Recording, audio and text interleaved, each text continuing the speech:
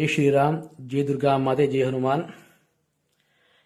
ఈరోజు మధ్యాహ్నము 12 గంటల సమయంలో టీడీపీ వాళ్ళు నా మీద అత్యంత కిరాతకంగా నా మీద వాళ్ళు దాడి చేశారు చెప్పడానికి అని చెప్పేసి చాలా బాధ కలిగింది మనసుకు.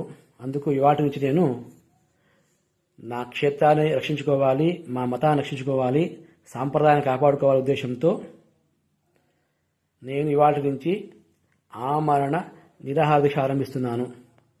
నా దీక్ష, నా ప్రాణత్యాగము వృథాపోకూడదు. కాబట్టి భక్తాదులందరూ కూడా మా మధ్వాచార సంప్రదాయాన్ని గౌరవించాలని, ఈ క్షేత్రం వరకు ఏదైతే ఉందో దాన్ని కాపాడుకోవడం కోసం నేను ప్రయత్నిస్తున్నాను.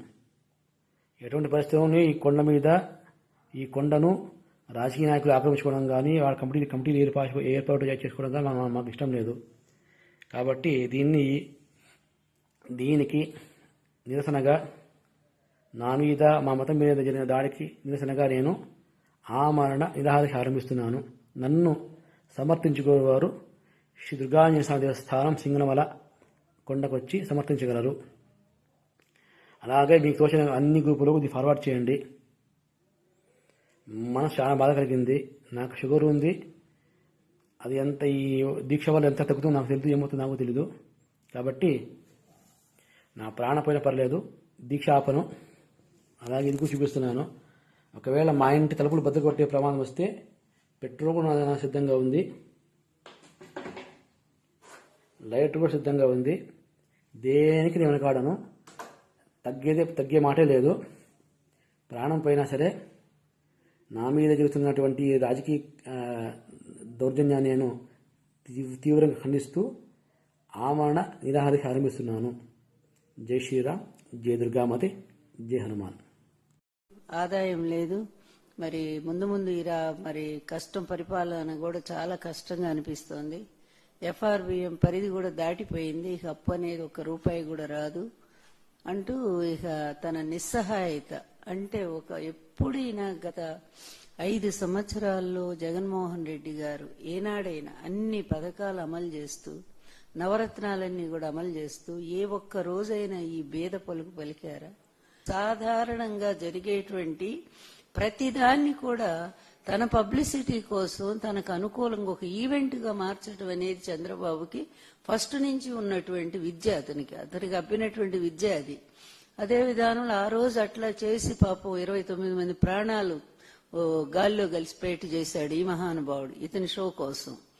అదేవిధంగా ఇప్పుడు కూడా మళ్ళీ ఈవెంట్ ప్రారంభించారు. నాడు నేడు స్కూలు అద్భుతంగా జగన్ గారు దాన్ని ఆధునీకరణ చేస్తే నిన్న అదే స్కూల్కి వెళ్లి, ఇది తండ్రి ముందు కొడుకు పోయాడు, విద్యాశాఖ మంత్రి అట ఆయన. నాకైతే ఉండదు విద్యాశాఖ అవిద్యా మంత్రి వచ్చాడని అనుకుంటా నేను ఎప్పుడూ కూడా. విద్యాశాఖ కరెక్ట్ మినిస్టర్ రాలేదు, అందువల్లనే అంత కుంటుపడిపోయింది. స్కూల్స్ లో పిల్లలు వెళ్తున్నారా అండి? ఎంత శాతం? దాదాపుగా 1/4% పిల్లలంతా తగ్గిపోయారు. వచ్చిన దగ్గర నుంచి విద్యా వ్యవస్థ సర్వనాశనం అయిపోయింది. నిన్న కూడా ఈ భామిని స్కూల్లో ఒక ఈవెంట్, దానికి షో ప్లాన్ చేశారు. చక్కగా సెట్టింగ్ వేశారు, భారీ సెట్టింగ్. ఏదో రాజు వెడలే రవితేజములరా అన్నట్టుగా ఈ రాజుగారు బయలుదేరారు పెద్ద గొప్పగా. ఏదో ఈ విద్యా వ్యవస్థ అంతా తన భుజాల మీద మోస్తున్నట్టుగా, తను చాలా కష్టపడుతున్నట్టుగా, చెమట దుడుచుకుంటూ నానా ఇబ్బంది, 18 గంటలు నేను వీళ్ళ కోసమే పనిచేస్తున్నా అన్నట్టు పోజ్ ఇచ్చుకుంటా ఆ విధంగా ఆయన వస్తే ఆయన వెళ్లారు. అది మామూలుగా ఎన్టీపీటీఎం అంటే పేరెంట్స్ టీచర్స్ మీటింగ్. అది సర్వసాధారణంగా ఎప్పుడు కూడా జరిగేటువంటిది. దానికి అంత పెద్ద షో ఎందుకండి? అంత పెద్ద పబ్లిసిటీ ఎందుకు? మనకి డిజిటల్ బోర్డు ఎవరిదంటే జగన్మోహన్ రెడ్డి గారు ఏర్పాటు చేసిందే స్కూల్లో. ఆ బోర్డు దొరకలేదేమో అప్పటికప్పుడు వాళ్ళకి, అదే తీసుకొచ్చి పెట్టుకున్నారు. అలాగే బెంచెస్, మళ్ళీ ఆ బెంచెస్ కూడా స్కూల్లో బెంచెస్ తీసుకొచ్చి అక్కడ ఏర్పాటు చేసుకున్నారు. వాటిని చూసినట్టుగా ప్రజాధనాన్ని దుర్వినియోగం చేసుకుంటూ మీరు విహారయాత్రలు చేస్తున్నారు. అసలు ఇంత అసమర్థుల్ని ప్రపంచ రాజకీయ చరిత్రలో ఇంతవరకు ఎవరు కూడా చూడలేదండి. ఈరోజు అమ్మఒడి పథకాన్ని తల్లికి వందనం కింద మార్చారు. గతంలో జగన్మోహన్ రెడ్డి గారి ప్రభుత్వంలో 83 లక్షల మంది తల్లులు ఉన్నారు. As per records, government records ప్రకారం 83 లక్షల మంది తల్లులు ఉన్నారు. ఈ రోజు మీరు తల్లికి వందనం ఇచ్చింది కేవలం 66 లక్షల మంది తల్లులకు మాత్రమే ఇచ్చారు. అంటే సుమారుగా 17 లక్షల మంది తగ్గిపోయారు. పోనీ ఆ 66 లక్షల మందికైనా పూర్తిగా ఇచ్చారా? కేవలం మీరు ఇచ్చింది 63 లక్షల మంది 63 లక్షల పైచులకు మాత్రమే ఇవ్వడం జరిగింది. అంటే సుమారుగా 3 లక్షల మందికి 2,50,000 పైచులకు తల్లులకి కోత పెట్టారు. అంటే మీరు రిలీజ్ చేసిన బడ్జెట్ 10,090 కోట్లు,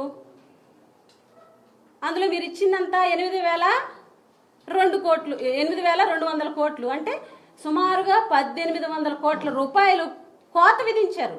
దీనికి సమాధానం చెప్పండి.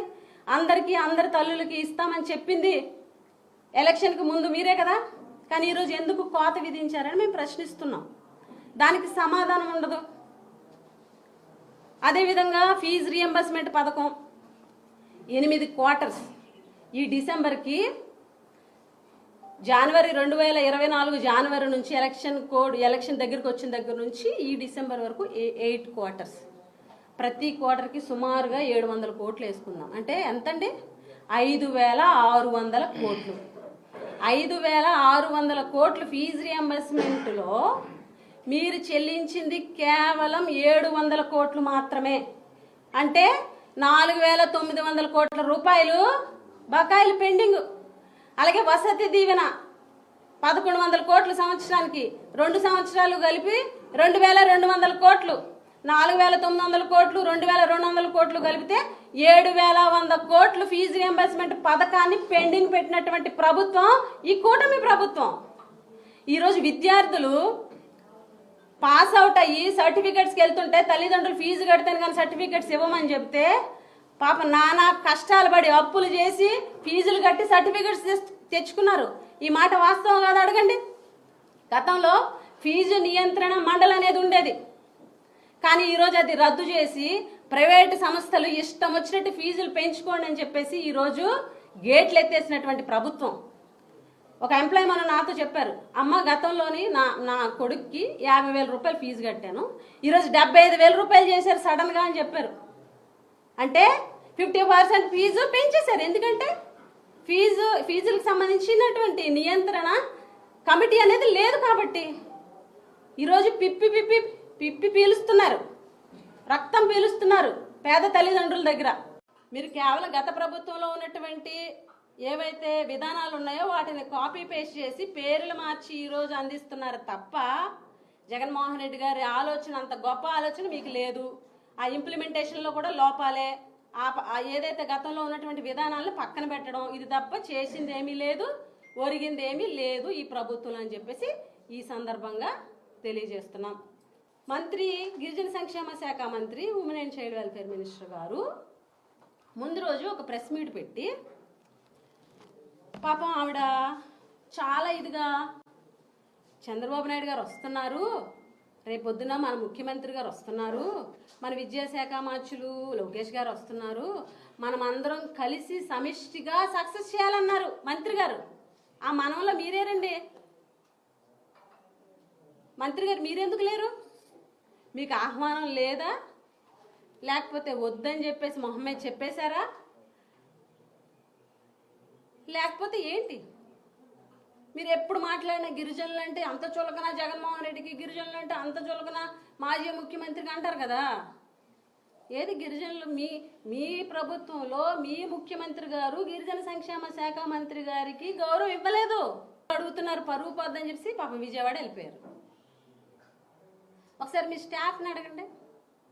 ఉదయం 8:20, 8:30 ఆ టైంలో మీ ప్రోగ్రాము గ్రూప్స్లో పెట్టారు కదా, 9 గంటలకి పలానా స్కూల్లోని పేరెంట్స్ టీచర్స్ మీటింగ్లో జాయిన్ అవుతారు, సాయంత్రం ఏమో ప్రజా దర్బార్ అని పెట్టారా లేదా మీ స్టాఫ్? అడగండి ఒకసారి. మరి హుటాహుటిన నన్ను అక్కడ పాల్గొమన్నారని చెప్పి హుటాహుటిన విజయవాడ వెళ్ళిపోయారు అంటే క్లియర్ కట్గా మిమ్మల్ని రావద్దు అన్నటువంటి ఇన్స్ట్రక్షన్స్ ఉన్నాయి కాబట్టే మీరు ఆ కార్యక్రమంలో పాల్గొలేదు. మాట్లాడేటప్పుడు కూడా మీరు ఏం చెప్పారంటే ఇది గిరిజన జిల్లా, ఇది గిరిజన కాన్స్టిట్యున్సీ, బామిని అనేది పూర్తిగా గిరిజన మండలం. ఇప్పుడు కొంచెం అవగాహన తక్కువ కదా, పూర్తిగా గిరిజన మండలం గట్ట కాదు, పూర్తిగా గిరిజన మండలం అని చెప్పారు. పోని చెప్పారు కదా, మీరే చెప్పారు కదా. మరి పూర్తిగా పార్వతీపురం అన్యం జిల్లా గిరిజనుల జిల్లా, గిరిజనుల కాన్స్టిట్యున్సీ, గిరిజనుల మండలం అన్న ఏమి గిరిజన సంక్షేమ శాఖ మంత్రి గారికి ఎందుకు ఆహ్వానం లేదు? మీరు మాట్లాడేది ఎప్పుడు అర్థం లేని మాటలు, నరం లేని నాలుగు ఏది పడితే అది మాట్లాడుతుంది అంటారు కదా, అలా మాట్లాడతారు మీరు ఇష్టం వచ్చినట్లు. ఇప్పుడు మీరు ముఖ్యమంత్రి గారు వస్తున్నారు, ప్రోగ్రాం విజయవంతం చేయండి, ఆ ప్రోగ్రాం వరకు కన్ఫైన్ అవ్వాలి. అది మానేసి జగన్మోహన్ రెడ్డి గారిని విమర్శించడం, జగన్మోహన్ రెడ్డి గారిని వ్యక్తిగతంగా విమర్శించడం, ఎప్పుడైనా సరే సంజయ్ రాణి గారిని ఎవరు ప్రశ్నించినా దానికి సంబంధించి ఆవిడ నుంచి ఆన్సర్ రాదు. అటు నుంచి వ్యక్తిగత విమర్శలు, రాజకీయపరమైనటువంటి విమర్శలు తప్ప మీ నుంచి పరిష్కార దిశగా ఉండేటువంటి ఆన్సర్ అనేది మీ నుంచి ఎప్పుడూ రాదు. ఎన్ని స్కూళ్ళు ఉన్నాయో గతంలో మీరు మాట్లాడినప్పుడు ఏం మాట్లాడారు? ఆశ్రమ స్కూల్స్ ఎన్ని ఉన్నాయని చెప్పారు, గురుకులాలు ఎన్ని ఉన్నాయో చెప్పింది నేను, ఆశ్రమ స్కూల్స్ ఎన్ని ఉన్నాయో చెప్పింది నేను, టోటల్ స్కూల్స్ ఎన్ని ఉన్నాయో చెప్పింది నేను చెప్పిన తర్వాత నేర్చుకుని అవే మాట్లాడతారు. మీరు చెప్తున్నారు జగన్మోహన్ రెడ్డి గారిని విమర్శిస్తున్నారు. ఇంకేమంటారంటే అసలు ఒక్క ఆర్ఓ ప్లాంట్ అయినా సరే, ఒక్క ఆర్ఓ ప్లాంట్ కట్టారా, ఒక రోడ్డు వేశారా? గతంలోని కురుపం కాన్స్టిట్యున్సీకి వచ్చి అమ్మా మంత్రి గారు నువ్వు ఓపెన్ చేసిన రోడ్డు మేము కట్టిందే, మేము నిర్మించిందే. మీకు నిజంగా దమ్ము ధైర్యం ఉంటే ఫీల్డ్లోకి వెళ్దాం రండి. సాలూరైనా పర్లేదు, కురుపమైనా పర్లేదు, పాలకొండ అయినా పర్లేదు, పార్తపురం అయినా పర్లేదు, ఎక్కడికి వెళ్దామంటే అక్కడికి వెళ్దాం. మేము చేసినటువంటి నాడు నేడు స్కూల్స్ చూపిస్తాం, మేము చేసినటువంటి అభివృద్ధి చూపిస్తాం, రోడ్లు చూపిస్తాము, నాడు నేడు స్కూల్స్ 9 అంశాలతో కూడినటువంటి మౌలిక వసతులతో కూడినటువంటి అవి చూపిస్తాము, ఆర్ఓ ప్లాంట్స్ చూపిస్తాము, ఎన్ని నిర్మాణాలు చేసాము చూపిస్తాము, హాస్పిటల్స్ ఎలా కట్టాము నాడు నేడు ద్వారా అది చూపిస్తాము, ఇంజనీరింగ్ కాలేజ్ చూపిస్తాము, యూనివర్సిటీ చూపిస్తాము, ఇక్కడ మెడికల్ కాలేజ్ అవుతుంది కదా అది చూపిస్తాము, మీ సీతంపేటలో ఏదో జరుగుతుందో అది చూపిస్తాము, రండి ఏం చేస్తామో చూపిస్తానండి. ధైర్యం ఉందా? దమ్ము ధైర్యం అంటారు కదా ఎప్పుడును, ఆ దమ్ము ధైర్యం మీకుందా? సచివాలయ ఉద్యోగస్తులకి ఈ 757 స్కూల్ని కూడాను అటాచ్ చేసాము. అమ్మా సంజయ్ ఒక్కసారి డిపార్ట్మెంట్ వాళ్ళని అడగండి, సచివాలయంలో ఉన్నటువంటి ఏఎన్ఎంఎల్కి స్కూల్స్ని అటాచ్ చేసింది జగనన్న ప్రభుత్వంలో మీరు కాదు. కావాలంటే మీరు డిప్యూటీ డిఎం అండ్ హెచ్ఐడి దగ్గర నుంచి తెప్పించుకోండి. నేను చెప్పింది నిజమే కదా, మీరు ఒకసారి కనుక్కోండి. మీరు ఇచ్చింది 16,000 పోస్టులు మాత్రమే.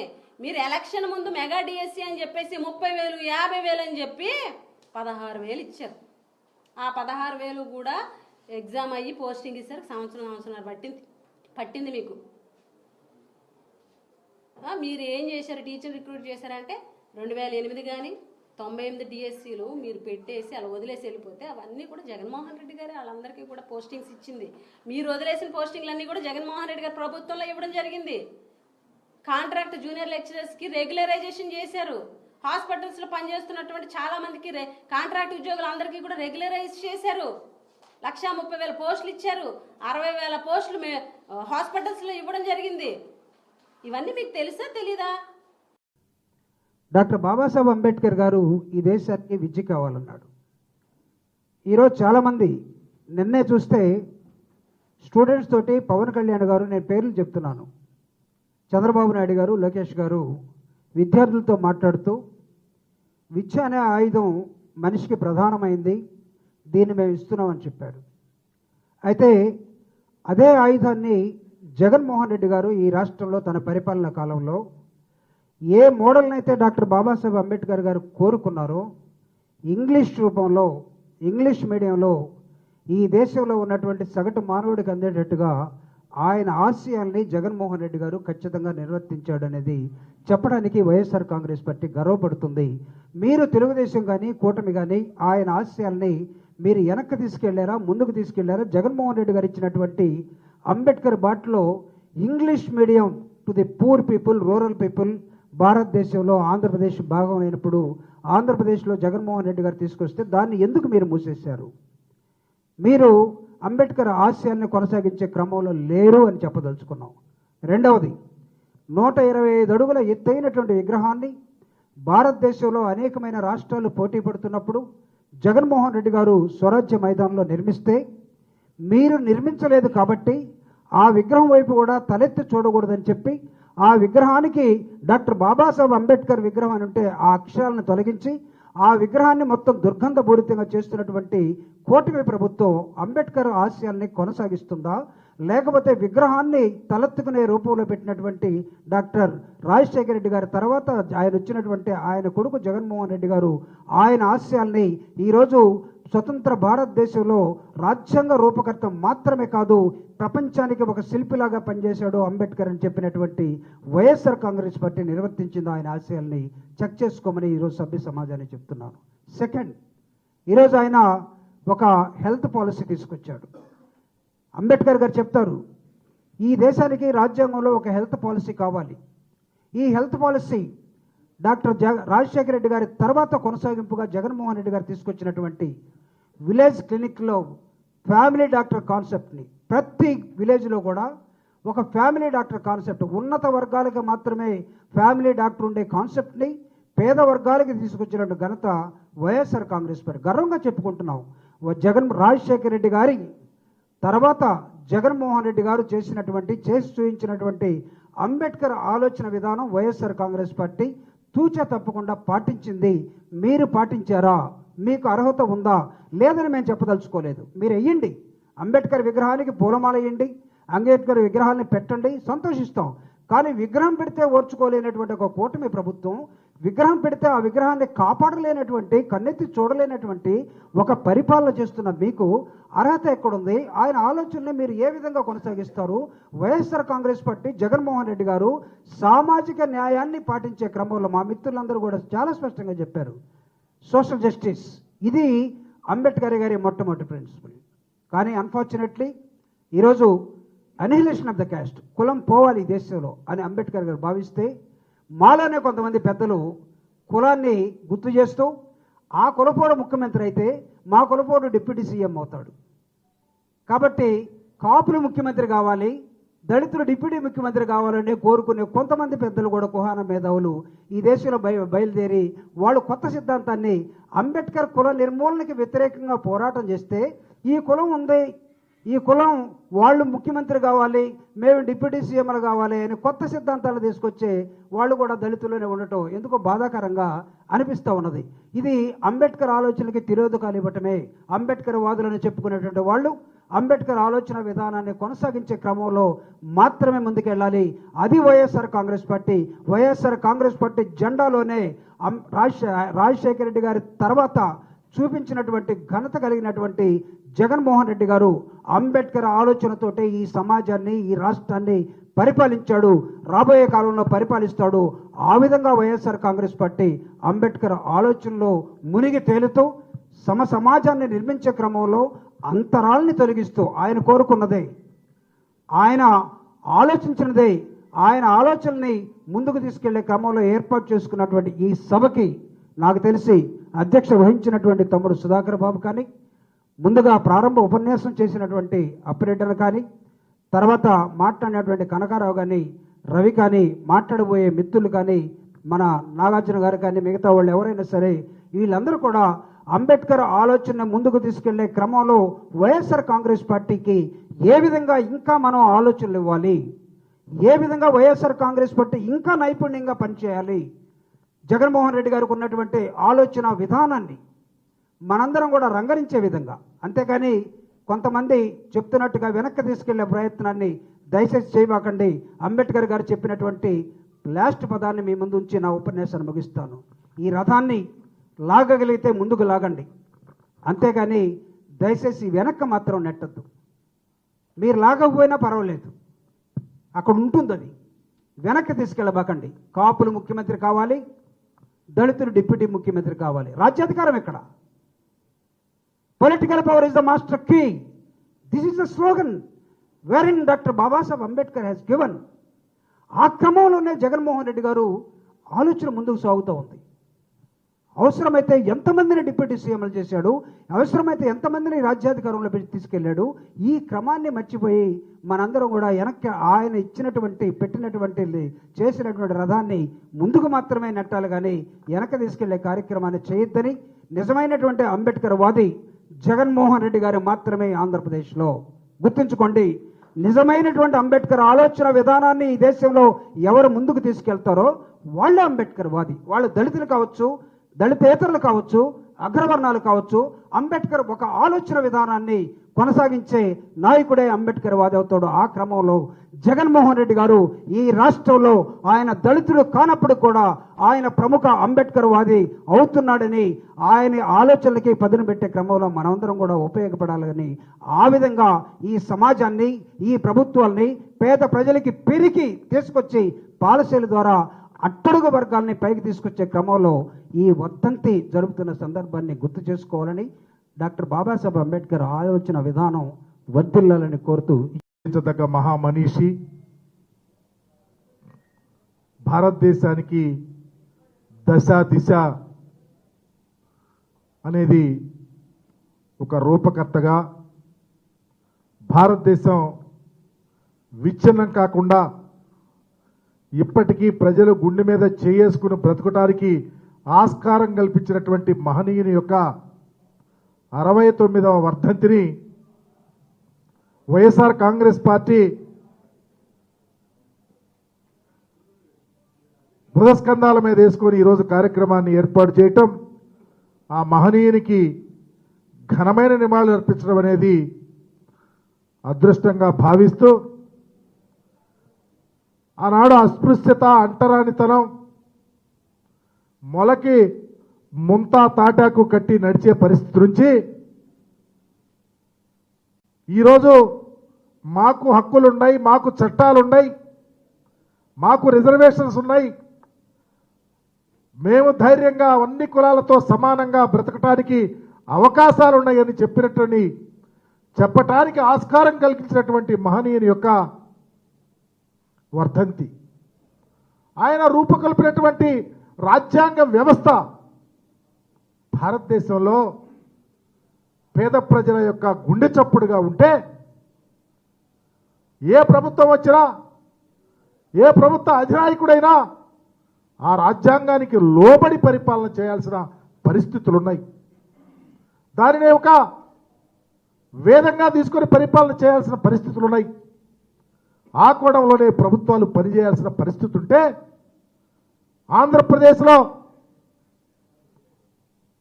మున్నెన్నడూ లేని విధంగా ఒకప్పుడు చట్టాలు ఈ రాష్ట్రంలో అపహాస్యమవుతా ఉన్నాయి.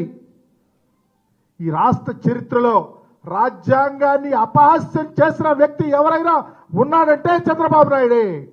ఎందుకంటే బాబాసాహెబ్ రాసిన రాజ్యాంగాన్ని రెడ్ బుక్ రాజ్యాంగం అని చెప్పే చరిత్ర తెచ్చినటువంటి సంస్కృతి ఈ రాష్ట్రంలో తీసుకొచ్చినటువంటి వ్యక్తి చంద్రబాబు నాయుడు కాదా? చంద్రబాబు నాయుడు గారి కుమారుడు కాదా? ఈ రాష్ట్రంలో రెడ్ బుక్ రాజ్యాంగం అంటే ఏంటి? రాజ్యాంగాన్ని ఎందుకు పేరు మారుస్తా ఉన్నారు, ఆ పరిపాలన చేస్తా ఉన్నారు, ఆ చట్టాలను అపహాస్యం చేస్తా ఉన్నాడు. నేషనల్ క్రైమ్ రికార్డ్స్ బ్యూరో వాళ్ళు ఎన్సీఆర్బి రిపోర్ట్స్ ఆంధ్రప్రదేశ్లో హత్యలు, ఆత్మహత్యలు, దాడులు, అఘాయిత్యాలు, అమానుషాలు పెట్టరేగిపోతా ఉన్నాయి. దేశంలోనే 1-2 స్థానాల్లోకి వెళ్ళిపోయింది అని చెప్తే అంబేద్కర్ గారి రాజ్యాంగం అపహాస్యమైంది కాదా అని అడుగుతా ఉన్నా. మీకు చేతగాని తరం కాదా అని అడుగుతా ఉన్నాం. ఎందుకు ఆలోచిస్తలేదు? బహిరంగంగా దాడులు చేస్తూ ఉంటే, హత్యలు చేస్తూ ఉంటే, కేసులు చేస్తూ ఉంటే, మా చట్టాలను మీ చుట్టాలుగా తీసుకెళ్లి పరిపాలన చేస్తూ ఉంటే, ఎస్సీ ఎస్టీ అట్రాసిటీ చట్టం ఈరోజు నిర్వీర్యం చేస్తున్నది మీ ప్రభుత్వం కాదా అని అడుగుతా ఉన్నాం. అఖండ భారతదేశంలో భారతమ్మ ముద్దుబిడ్డ డాక్టర్ బిఆర్ అంబేద్కర్ గారు విభిన్న కులాలు, ప్రాంతాలు, భాషలు, మతాలు ఉన్నటువంటి సమాజాన్ని కులాలు, మతాల పేరుతోటి వైరుధ్యం ఉండకూడదని ఒక లక్ష్యంతో భారతదేశానికి దశ దిశ రాజ్యాంగం రూపినటువంటి మహానుభావుడు డాక్టర్ బిఆర్ అంబేద్కర్ గారు. వారికి నివాళులర్పించడం అంటే భారత రాజ్యాంగ లక్ష్యాల్ని అమలు చేయటమే సరైనటువంటి నివాళి. స్వతంత్రం వచ్చినాక ఆ భారత రాజ్యాంగ లక్ష్యాలు నెరవేరినటువంటి కాలం ఏదన్నా ఉందాయంటే అది వైఎస్ జగన్మోహన్ రెడ్డి గారి కాలంలోనే. భారత రాజ్యాంగం ఇచ్చినటువంటి ఫండమెంటల్ రైట్స్ అయితే ఉన్నాయో, విద్య, వైద్యం, అదేవిధంగా అణగారిన వర్గాలకి సాధికారత, మహిళా సాధికారత, సామాజిక న్యాయం అందించేటువంటి ప్రభుత్వం ఏదైనా ఉందంటే అది వైఎస్ జగన్మోహన్ రెడ్డి గారి ప్రభుత్వం అని అర్థమవుతా ఉంది. డాక్టర్ బిఆర్ అంబేద్కర్ ఒక మాట అంటారు, రాజ్యాధికారానికి రాని జాతులు అంతరించిపోతాయని. ఈ సమాజంలో ఒక యానాది మహిళల్ని నెల్లూరు మేయర్గా చేసిన, మాలాంటి అట్టడుగు వర్గాల చుట్టుపట్టి వాళ్ళ కార్పొరేషన్ చైర్మన్ చేసిన, 5గురిని మంత్రులుగా చేసిన, సామాన్య మామూలుగా ఎంపీ సీట్లు ఇచ్చిన డాక్టర్ బిఆర్ అంబేద్కర్ కోరుకున్నటువంటి సామాజిక లక్ష్యం అయితే ఉందో అది తూసా తప్పక ఇచ్చినటువంటి ప్రభుత్వాన్ని జగన్మోహన్ గారి పాలన మనం చూసాం. ఈరోజు చూస్తూ ఉన్నాం, రాజ్యాంగానికి తూట్లో పొడుస్తూ రాజ్యాంగ లక్ష్యాలను నెరవేర్చకుండా ఆయన్ని భౌతికంగా కీర్తిస్తూ ఆయన ఆశయాలు తొంగలో దొక్కే ప్రభుత్వాన్ని మనం చూస్తూ ఉన్నాం. కనీసం విగ్రహానికి నీళ్లు పెట్టలేనటువంటి ఒక దౌర్భాగ్య ప్రభుత్వం మనం చూస్తూ ఉన్నాం. దళితుల భూములు లాక్కుంటూ, దళిత మహిళలు అత్యాచారం చేస్తూ, దళితుల మీద దాడి చేసే ప్రభుత్వం ఉన్నటువంటి ఈ సమాజంలో, ఈ ప్రభుత్వంలో డాక్టర్ బిఆర్ అంబేద్కర్కి నివాళులర్పించే అర్హత చంద్రబాబు నాయుడు ప్రభుత్వం లేదని చెప్పి సందర్భంగా తెలియజేస్తా ఉన్నాం. డాక్టర్ బిఆర్ అంబేద్కర్ రాజ్యాంగ రూపంలో కోరుకున్నటువంటి సామాజిక లక్ష్యాలు, అణగారిన వర్గాలకు సామాజిక న్యాయం, మహిళా సాధికారత, అట్టడుగు వర్గాలకి అన్ని రకాల అవకాశాలు దొరకాలంటే మరోసారి జగన్మోహన్ ప్రభుత్వం వచ్చినప్పుడు ఈ పేద వర్గాల యొక్క కళల్లో ఆనందం కనపడుద్ది. అప్పుడే డాక్టర్ బిఆర్ అంబేద్కర్ నిజమైనటువంటి నివాళులర్పిస్తామని కోరుకుంటూ, అమితమైన సేవలు చేసి పరమోదించిన రోజు ఈరోజు. ఈ సందర్భంగా ఆంధ్ర రాష్ట్ర మాజీ ముఖ్యమంత్రి వర్యులు, వైఎస్ఆర్ కాంగ్రెస్ పార్టీ అధ్యక్షులు శ్రీ వైఎస్ జగన్మోహన్ రెడ్డి గారి యొక్క నాయకత్వంలో కేంద్ర కార్యాలయంలో వారికి నివాళులిచ్చే కార్యక్రమం. ఈ కార్యక్రమానికి విచ్చేసిన మాజీ మంత్రులకు, ఎమ్మెల్యేలకు, మాజీ ఎమ్మెల్యేలకు, వైఎస్ఆర్ కాంగ్రెస్ పార్టీ వివిధ విభాగాల్లో పనిచేస్తున్న ప్రతి ఒక్కరికి స్వాగతం, నమస్కారం. ఈరోజు మన కార్యాలయంలో వారికి నివాళులు అర్పించడం అని అంటే వారు చేసిన సేవలను స్వీకరిస్తూ, వారు చూపించిన మార్గాన్ని అనుసరిస్తూ, వారు ఏ సిద్ధాంతాల్ని నమ్మారో, భారతదేశంలో కులం ఉండకూడదు, కులాల పేరుతో విభజన ఉండకూడదు, మతం పేరుతో విభజన ఉండకూడదు, ప్రాంతాల పేరుతో విభజన ఉండకూడదు, అందరికీ సమానమైన హక్కులు ఉండాలని ఆయన రచించిన రాజ్యాంగంలో అనేకమైన హక్కులు కల్పించాడు ఈ సమాజంలో. దానిలో ప్రధానంగా విద్యా హక్కు. ప్రతి ఒక్కరికి విద్య అందించాలి, ఈ సమాజంలో ఉన్న ప్రతి ఒక్కరూ సమానంగా చదువుకోవాలి, అందరికీ ఆరోగ్యం ఉండాలి, మరి ముఖ్యంగా స్త్రీకి విద్య ఉండాలని బహుముఖ పోరాటం చేసిన గొప్ప మహా నాయకుడు శ్రీ బాబాసాహెబ్ అంబేద్కర్. అంబేద్కర్ గారిని ఓ సమాజానికో, ఓ కులానికో, ఓ ప్రాంతానికో చూడకూడదు. ఆయన ఓ మహానాయకుడు, భారతదేశం కన్నా ఒక మహనీయుడు, మహాపుత్రుడు. అలాంటి వారిని స్మరించుకోవటం అంటే మనల్ని మనం సంస్కరించుకోవటం. ఈ రోజున ఈ రాష్ట్రంలో గతంలో 2019 నుంచి 25 మధ్య కాలంలో స్వర్గీయ రాజశేఖర రెడ్డి గారు కుమారుడు పరిపాలించిన విధానానికి, నారా చంద్రబాబు నాయుడు పరిపాలిస్తున్న విధానానికి ఈ రోజున మేము ఈ సభావేదికగా ఎన్ని అవమానాలకు గురవుతున్నామో, ఎంత అణిచివేతకు గురవుతున్నామో, భయంకరమైన మానసిక వ్యధకు గురవుతున్నామో ఈ సందర్భంగా మేము చెప్పుకోవాలి. ఓ పక్కన గతంలో ముఖ్యమంత్రిగా పనిచేసిన జగన్మోహన్ రెడ్డి గారు ఈ రాష్ట్రంలోని పేదవాళ్ళందరూ చదువుకోవాలని, మరి ముఖ్యంగా దళిత బలహీన వర్గాలు చదువుకోవాలని, మైనార్టీలు చదువుకోవాలని, అగ్రవర్ణాల్లోని పేదవాళ్ళు చదువుకోవాలని విద్యని అందరినీ ద్రాక్షగా చేసిన చంద్రబాబు నాయుడుకు ఓ సరైన సమాధానం చెప్పాడు. అందరికీ సమానమైన విద్య ఉండాలని పోరాటం చేశాడు. అందుకే నాడు నేడు పేరుతో గ్రామాల్లోని విద్యాలయాలన్నిటిని ఆధునీకరించే కార్యక్రమం చేశాడు. ఈ రోజున ఈ దుష్ట చంద్రబాబు నాయుడు ఆ విద్యా అవకాశాన్ని అందరినీ ద్రాక్షగా చేశాడు. కేవలం నారాయణ చైతన్య కళాశాలలో చదువుకునే వాళ్ళకు మాత్రమే నాణ్యమైన విద్యను అందించేలాగా చేశాడు. ఉపాధి లేకుండా చేశాడు. మా ఆడపడుచులకు రాజ్యాంగబద్ధంగా హక్కుగా రావాల్సిన రాజ్యంలో వచ్చిన నిధుల పంపకాలలో దారుణమైన అన్యాయం చేస్తున్నాడు. ఆ రోజున 19-24 మధ్య కాలంలో మా ఆడపడుచులకు, మరి ముఖ్యంగా పేదవాళ్ళైన ఆడపడుచులకు సంపూర్ణమైన న్యాయం జరిగితే, ఆర్థిక రాజకీయ స్వావలంబన దొరికితే మేయర్లు అయ్యారు, జడ్పీ చైర్పర్సన్స్ అయ్యారు, ఎమ్మెల్యేలు అయ్యారు, ఎంపీలు అయ్యారు, రాజ్యసభ మెంబర్లు అయ్యారు. ఈ రోజున చంద్రబాబు నాయుడు రాజ్యాధికారమే పరమావధిగా మమ్మల్ని అణిచివేసే కార్యక్రమం జరుగుతుంది. ఆంధ్ర రాష్ట్రంలోనే భారతదేశంలో ఏ రాష్ట్రంలో లేని అణిచివేత, దళిత హక్కుల మీద పూర్తిగా ఉల్లంఘన జరుగుతుంది. అందుకే ఈ సందర్భంగా మేమందరం ప్రతిజ్ఞ పొందుతున్నాం. మా ప్రాథమిక హక్కులు రక్షించుకోవాలంటే, మేము మనుషులుగా గుర్తింపబడాలి అనంటే, మేము బాగా చదువుకోవాలి అనంటే, మా బిడ్డలు విదేశాలకు వెళ్ళాలంటే, మా ఒంటి నిండా కప్పుకోవడానికి బట్టలు ఉండాలంటే, ఓ ఇల్లు ఉండాలంటే, ఇంటి పట్టా ఉండాలంటే కేవలం రాజశేఖర రెడ్డి గారి కుమారుడు శ్రీ వైఎస్ జగన్మోహన్ రెడ్డి గారు మాత్రమే ఈ రాష్ట్రానికి ముఖ్యమంత్రి అవ్వాలి అని ప్రగాఢంగా ప్రతిజ్ఞ పొందుతున్నాం. మాకు మరే అవకాశం లేదు, మరే ఇతర లక్ష్యం లేదు. మమ్మల్ని తలలు పగలు కొడతాడు, పోలీస్ కేసులు పెడతాడు, బహిష్కరణ చేస్తాడు. పిఠాపురం లాంటి ప్రాంతంలో ఈ రాష్ట్రానికి ఉప ముఖ్యమంత్రిగా ఉన్న పవన్ కళ్యాణ్ యొక్క నియోజకవర్గంలో అక్కడ దళితులను సంఘ బహిష్కరణ చేస్తే ఏమైంది ప్రభుత్వం అని చెప్పి అడుగుతున్నాం. రెడ్ బుక్ రాజ్యాంగమే రాజ్యం వెళ్తుంది. బాబాసాహెబ్ అంబేద్కర్ విగ్రహాన్ని నిలువెత్తున 400 కోట్ల రూపాయలతో 306 అడుగుల ఎత్తున వైఎస్ జగన్మోహన్ రెడ్డి గారు నిర్మిస్తే దానికి కేవలం నీళ్లు పెట్టేదానికి కూడా ఈ రోజున ఈ ప్రభుత్వానికి స్పృహ లేదు. చెట్లు పెంచేదానికి స్పృహ లేదు, శుభ్రం చేసేదానికి స్పృహ లేదు, అక్కడ పనిచేసే ఉద్యోగులకు జీతాలు ఇచ్చే స్పృహ లేదు. ఇంకా పైగా స్వర్గీయ ఎన్టీఆర్ గారి విగ్రహాన్ని పెట్టాలనే ప్రయత్నం చేస్తుంది ఈ ప్రభుత్వం. మాకే అభ్యంతరం లేదు, ఎవరి విగ్రహాలైనా పెట్టుకోవచ్చు. కానీ బాబాసాహెబ్ అంబేద్కర్ విగ్రహానికన్నా పెద్దది పెట్టాలనే తలంపు చేయటం, ఇది ఏ రకంగా రాజకీయంగా సామాజికంగా చూడాలో మేమందరం ఆలోచించుకోవాల్సిన సందర్భం వచ్చింది.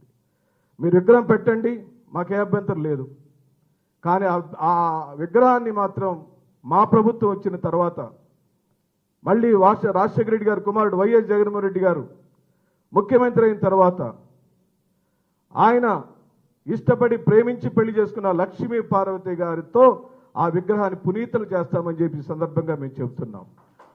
ఈ రోజున ఈ రాష్ట్రంలో ఎటు చూసిన అన్యాయం, ఎటు చూసిన అక్రమాలు, నిలువున విజయవాడలో ఎవరండి కూల్చివేసింది? మీరు కదా ఈ రోజున అన్యాయంగా పేదవాళ్ళు కట్టుకున్న ఇళ్లను అన్యాయంగా కూల్చివేశారు. రాజధాని ప్రాంతంలో 54,000 ఇళ్ల పట్టాలు ఇస్తే ఏమైనా మా ఇళ్ల పట్టాలన్నీ రాజధాని ప్రాంతంలో మీరు లాక్కున్న అసైన్ భూముల పరిస్థితి ఏమిటి?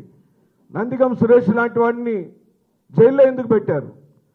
మాజీ మంత్రిగా ఎదిగిన మేరు నాగార్జున గారి మీద అక్రమ కేసులు ఎందుకు బనాయించారు? మొండితోక జగన్మోహన్ రెడ్డి గారి కుటుంబం మీద అక్రమ కేసులు ఎందుకు బనాయించారు? అంటే మేము మంత్రులుగా, ఎమ్మెల్యేలుగా, ఎంపీలుగా ఎదగటానికి నీకు ఇష్టం లేదు, నువ్వేం చేయలేవు. కానీ చేసిన జగన్మోహన్ రెడ్డి గారిని అవమానపరచాలని నువ్వు చేసే ప్రతి కుటిల రాజకీయాన్ని ఎదుర్కోవటానికి ఈ సందర్భంగా బాబాసాహెబ్ అంబేద్కర్ సాక్షిగా మేమందరం ప్రతిజ్ఞ పొందుతున్నాం. నిన్ను గద్దె దింపటమే మా లక్ష్యమని, వైఎస్ జగన్మోహన్ రెడ్డి గారిని రాష్ట్ర ముఖ్యమంత్రి చేసేదాకా దళితులు, బలహీన వర్గాలు, నిరుపేదలు, అగ్రవర్గాల పేదలు నిద్రపోరని చెప్తూ సెలవు తీసుకుంటున్నాను. ఏ ఆలోచనలు అయితే ఉన్నాయో, ఆయన ఏ ఆశయాల కోసమైతే తన జీవితాన్ని త్యాగం చేశారో, ఆయన ఆలోచనల్ని, ఆశయాల్ని పునాదిగా చేసుకుని ఇవాళ ఈ రాష్ట్రంలో వైఎస్ఆర్ కాంగ్రెస్ పార్టీ జగన్మోహన్ రెడ్డి గారి నేతృత్వంలో ప్రారంభించినటువంటి ఆ రోజు నుంచి ఈ రోజు వరకు కూడా ప్రతిపక్షంగా ఉన్న, అధికార పక్షంగా ముఖ్యమంత్రిగా పరిపాలన చేసినటువంటి పరిస్థితుల్లో కూడా ఆయన ఆలోచనలు ప్రతి ఒక్కరికి విద్యను అందించాలా, ప్రతి ఒక్కరికి వైద్యాన్ని అందించాలా, ప్రతి ఒక్కరికి కూడా ప్రభుత్వ పరంగా సంక్షేమ కార్యక్రమాలన్నీ కూడా ముందుకు తీసుకెళ్లాలనే భావంతోనే 5 సంవత్సరాల పాటు ఈ రాష్ట్రంలో పరిపాలన చేసినటువంటి పరిస్థితులు మనం చూసాం. అంతకుముందు చూస్తే డాక్టర్ వైఎస్ రాజశేఖర రెడ్డి గారి హయాంలో ఫీజు రింబర్స్మెంట్ విధానం కానీ, ఆరోగ్యశ్రీ లాంటి కార్యక్రమాలు, అనేక కార్యక్రమాల్ని రూపకల్పన చేసి ముందుకు కొనసాగించినటువంటి పరిస్థితులు కూడా మనం చూస్తూ ఉన్నాం. ఎప్పుడు డాక్టర్ బిఆర్ అంబేద్కర్ గారు ఒక మాట చెప్తారు, నీ కోసం జీవిస్తే నీలోనే జీవిస్తావు, జనం కోసం జీవిస్తే జనంతో జీవిస్తామన్న ఆయన మాటల్ని ఒక్కసారి మనం ఆలోచన చేస్తే ఆ రోజున డాక్టర్ వైఎస్ రాజశేఖర రెడ్డి గారు కానీ, ఈ రోజున వైఎస్ఆర్ కాంగ్రెస్ పార్టీ అధినేతగా, మాజీ ముఖ్యమంత్రిగా ఈ రాష్ట్రంలో అత్యున్నతమైనటువంటి పరిపాలన, సమాజంలో తారతమ్యాలు ఉండకూడదు, ధనికులు పేదవారు లేదా కులాలతోనూ మతాలతోనూ సమాజం విడిపోకుండా ఉండాలనే ఆలోచనతోనే 5 సంవత్సరాల పాటు ఈ రాష్ట్రాన్ని పరిపాలన చేసినటువంటి జగన్మోహన్ రెడ్డి గారు మన కళ్ళెదురే కనిపిస్తున్నటువంటి పరిస్థితులు కూడా ఈ సందర్భంగా చెబుతూ, ఏది ఏమైనప్పుడు కూడా డాక్టర్ బిఆర్ అంబేద్కర్ గారి ఆలోచనల్ని, ఆశయాల్ని పునాదిగా చేసుకుని వైఎస్ఆర్ కాంగ్రెస్ పార్టీ భవిష్యత్తుకు సంబంధించి కూడా ముందుకు తీసుకెళ్తుందని భావనని వ్యక్తం చేస్తూ, సూర్య చంద్రులు ఉన్నంత కాలం, భూమి ఆకాశం ఉన్నంత కాలం డాక్టర్ అంబేద్కర్ గారు సజీవుడిగా మన అందరి హృదయాల్లో స్థిరస్థాయిగా నిలిచిపోతాడన్న అంశాన్ని మరొక్క మారు చెబుతూ ఆయనకి ఘనమైనటువంటి నివాళులు అర్పిస్తూ కార్యక్రమాన్ని సుధాకర్ గారిని కొనసాగించవలసిందిగా కోరుతా ఉన్నాం.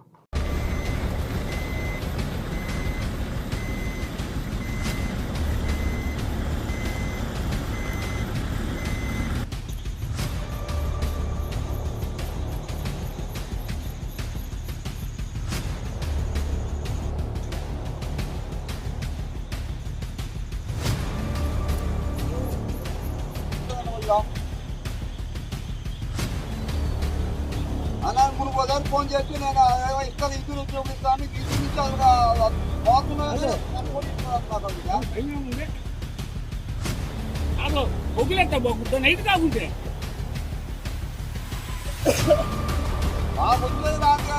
రాదు కదా వచ్చేది రాదు కదా మనిషి చాలా బాగా పట్టుకో ఒక 5 గంటలు తీసుకోలేకపోతున్నాను ఉంటాను నైట్లో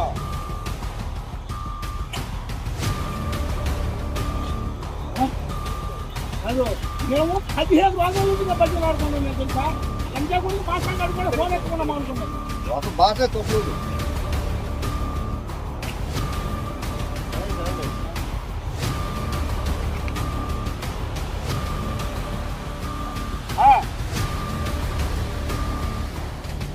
నేను ఆపలా బండిని నేను భాష 10 రోజుల నుంచి నేను పాస్బుక్ జెరాక్సులు చేసుకొచ్చి ఇవ్వమంటే జెరాక్సులు తీసుకొని పోతుంది 10 రోజుల నుంచి 10 గంటలు కావాలని 22 ఎకరాలు ఎప్పుడు ఇచ్చింది అప్పుడు 10 గంటలు ఇచ్చావు ఇప్పుడు ఒడినాడుకునేటప్పుడు మాకు కావాలని చెప్పి మేము అడిగింది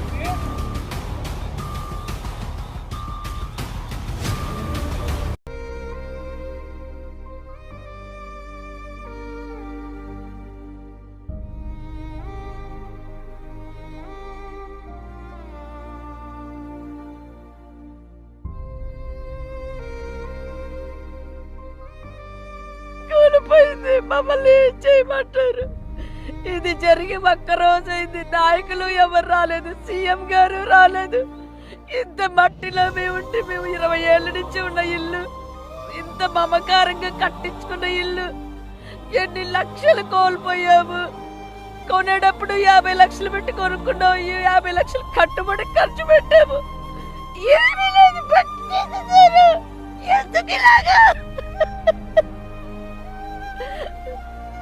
మాదన్నీ పక్కాగా రిజిస్ట్రేషన్ అయి ఉన్నాయి ఇంత న్యాయంగా ఉన్నా కూడాను ఇంత దారుణంగా జరిగిందేంటి ఇంత అన్యాయం జరిగింది మా పరిస్థితి ఏంటి వీళ్ళని ప్రజానాయకులు అంటారండి అసలు అంటే ఓట్ల కోసమే నా జనాలు కష్టాలు వస్తే నాయకులు వద్దా నాయకులు వాళ్ళకి సాయం చేయొద్దా చెప్పండి ఇవాళ మా దాకా వచ్చింది రేపు మీ దాకా రావచ్చు ఇదే పరిస్థితి ఇలాంటి వాళ్ళు భూమఖాసులు ఇంకా చాలా మంది ఉన్నారు మమ్మల్ని ఇంత బలి చేసిన వాళ్ళు ఆయన అయితే తెలుసు ఆయన వచ్చినట్టు నేను ఆయన్ని అడిగాను ఆర్ఎంపీ అని చెప్పాడు కాబట్టి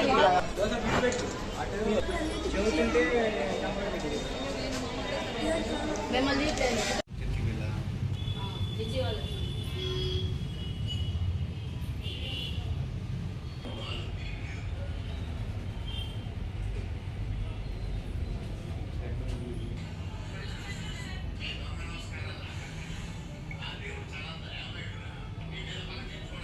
కోర్టు ఎలా పర్మిషన్ ఇస్తుంది? Who is the owner of the property?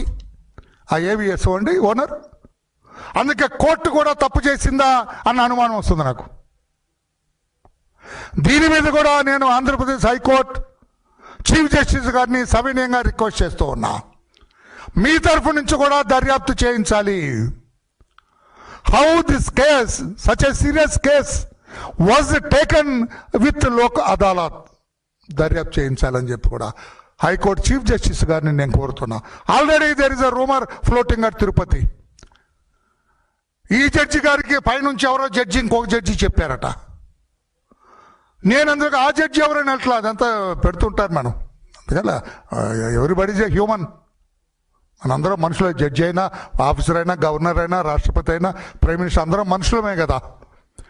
ఈ జడ్జి గారికి పైనున్న జడ్జి ఎవరో చెప్పారట పైనుంచి. ఆ జడ్జి ఎవరు, ఈ జడ్జి ఎవరు, ఏమిటిది స్వామి? అన్ని ఆ జడ్జి చెప్పిన, ఈ జడ్జి చెప్పిన, ఇన్స్పెక్టర్ జగన్మోహన్ దర్యాప్తు చేసిన జరిగింది అన్యాయం ఎవరికి? స్వామివారికి. పాయింట్స్ ఇవ్వటం జరిగింది.